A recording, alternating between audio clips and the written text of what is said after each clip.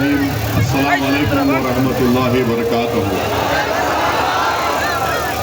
मौजूद हाज़रीन इकराम, बुजुर्गान मिल्लत, मेरी इज़्ज़तदार माँ और बहनों, नौजवान साथियों,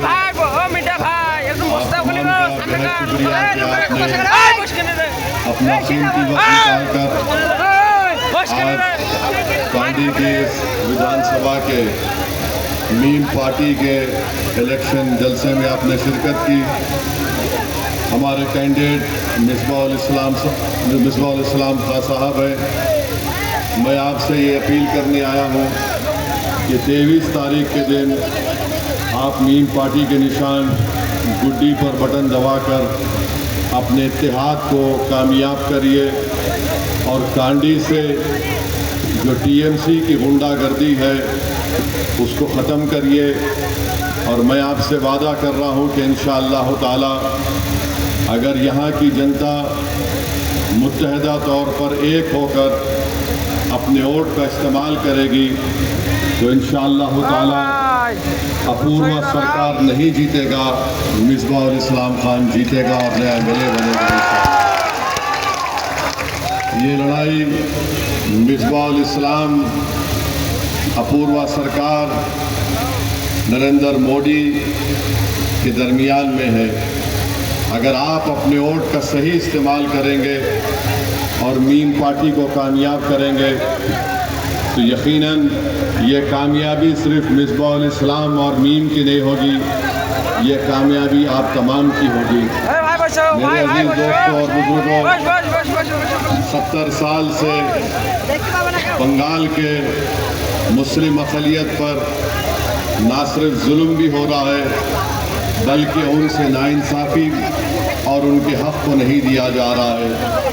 मैं कांडी की जनता से अपील करने आया हूँ कि आपने कभी कांग्रेस को वोट दिया, नेहरू के ज़माने से आपने कांग्रेस को वोट दिया, फिर आपने इंदिरा गांधी और राजीव गांधी को वोट दिया, फिर आप कांग्रेस से नाराज़ हुए तो आपने लेफ्ट फ्रंट ज्योति बाबू को वोट दिया।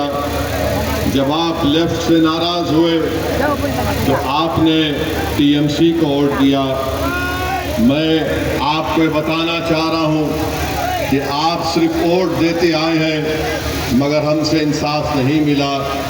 नेहरू जब प्रधानमंत्री थे उनके दौर में 45,000 मुस्लिम अक़लियत को मौजूदा बंगाल से पाकिस्तानी के नाम पर ईस्ट पाकिस्तान, उस वक्त के ईस्ट पाकिस्तान में ढकेल दिया गया।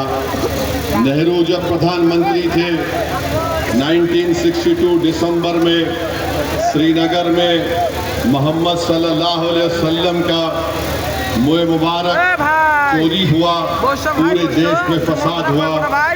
तारीख ये बताती है कि मौजूदा बंगाल से 8 लाख मुसलमानों को मौजूदा बांग्लादेश में ढकेल दिया गया। आपने देखा कि लेफ्ट फ्रंट की हुकूमत बनी, सच्चर कमेटी ने बता दिया कि लेफ्ट फ्रंट ने मुस्लिम अक़लियत से इंसाफ नहीं किया।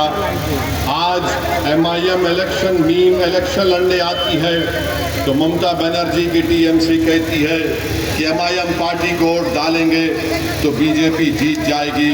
हम पूछना चाहते हैं ममता बनर्जी से कि आज से 27 साल पहले अगर बीजेपी का पहला एमपी जिसका नाम तपन सिकदर था उसको क्या ममता बनर्जी ने कामयाब नहीं किया? बंगाल में बीजेपी का पहला एमपी बना तो टीएमसी और ममता बनर्जी की बिना पर बना। 2 मरतबा पहले तपन सिकदर दमदम से एमपी बने, फिर 1999 में फिर से ममता ने बीजेपी का साथ किया, वो दोबारा एमपी बने।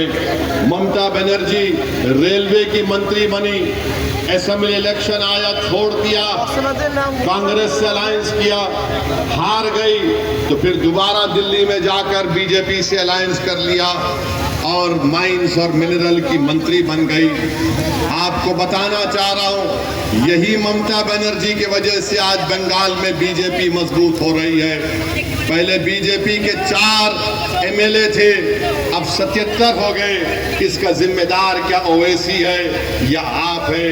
मेरी इज्जतदार माँ और बहनों, मेरे गरीब नौजवानों, मैं आपको बता रहा हूं कि ममता बनर्जी और टीएमसी ने बीजेपी को यहां पर मजबूत करने का काम किया है। हम आपसे अपील कर रहे हैं कि आप बिला खौफ और बगैर किसी से डरे सिर्फ अल्लाह से डरिए और 23 तारीख के दिन मीम पार्टी को गुड्डी को वोट देकर कामयाब करिए। ये आपकी कामयाबी होगी। और मैं यहां से इस मंच पर ठहर कर कह रहा हूं कि एसआईआर हुआ, ममता बनर्जी ने एसआईआर में गरीबों की क्या मदद की?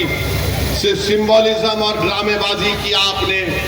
तेलंगाना हैदराबाद से मैं आता हूं, हमारे पास एसआईआर शुरू नहीं हुआ। मैं मेरी पार्लियामेंट के कॉन्स्टिट्यूंसी में और पूरे हैदराबाद में जहां कहीं मीम पार्टी के लोग हैं, वहां पर हमने एक ऐप बनाया, हेल्प डेस्क बनाया।